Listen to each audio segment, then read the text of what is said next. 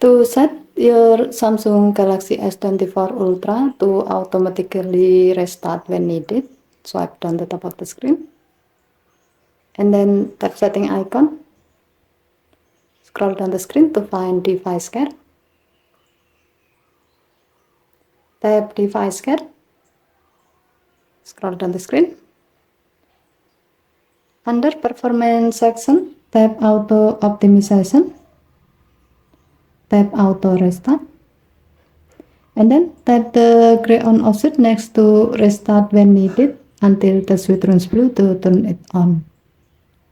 When this option is on, your phone will restart automatically when needed, as the example when performance issues are detected, to keep your phone in the best condition.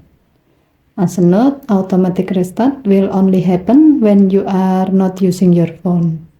Also, you have to remember that after your phone restart, you need to unlock it before you can receive notification and alarm from some app, and also see the name of incoming callers. Okay, thank you for watching. Have a nice day.